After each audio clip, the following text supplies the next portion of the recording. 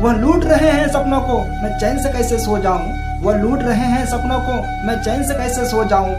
वह बेच रहे हैं भारत को, खामोश में कैसे हो जाऊं। वो बेच रहे हैं भारत को, खामोश में कैसे हो जाऊं। अस्सलाम वालेकुम, नमस्कार दोस्तों, आप लोग कैसे हैं? उम्मीद है कि ठीक है। बिहार चुनाव में अब समय नहीं है। चुनाव से पहले के 3 महीनों में मुद्दों पर बात होती है। उस दौरान बिहार में SIR शुरू कर दिया गया, यानी स्पेशल इंटेंसिव रिवीजन। शायद इसलिए शिक्षा और उद्योग पर बात नहीं हुई, लेकिन बात होनी चाहिए। नीतीश कुमार के 20 साल में बुनियादी ढांचे में खूब सुधार हुआ।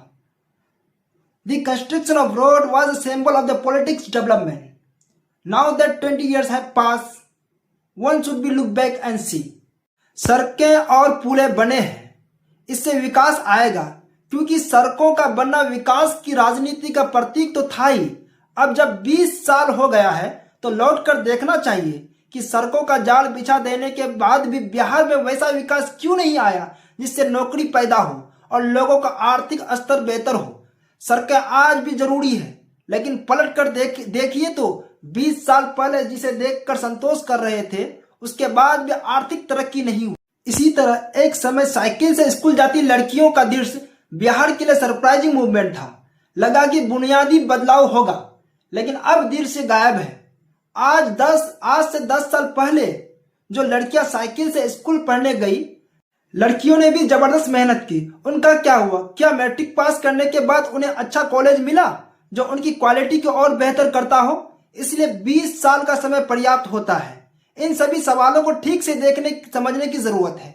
चुनाव के हिसाब से अब इस सवाल पर बात करने का मौका चला गया कि बिहार मजदूरों की फैक्ट्री क्यों बना हुआ है। चुनाव के 2 महीने पहले नीतीश कुमार ने इंडस्ट्री के लिए पैकेज की घोषणा की।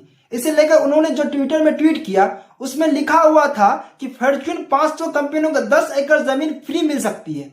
कौन सी फॉर्च्यून कंपनी बिहार आने वाली है? बहुत सारी फॉर्च्यून 500 कंपनियों के टर्नओवर बिहार के बजट यानी GDP से भी ज्यादा होगा। क्या वो बिहार में 10 एकड़ जमीन नहीं खरीद सकती? 10 एकड़ जमीन की लालच में बिहार आएंगे? यह उस सरकार की हाल है जिसके नेता ने काम भी किया है। सत्ता में रहने के अनुभव 20 साल का है, इसके बाद भी इस तरह की घोषणा होती है। जरा गौर कीजिए, आप गौर कीजिएगा कि कदवा ब्लॉक यानी हमारे प्रखंड में एक भी डिग्री कॉलेज नहीं है लड़कियों के लिए। क्या हमारे कदवा ब्लॉक में एक डिग्री की कॉलेज की जरूरत नहीं है? बिल्कुल जरूरत है। आप सतर्क रहिए, सोच समझ कर वोट कीजिए।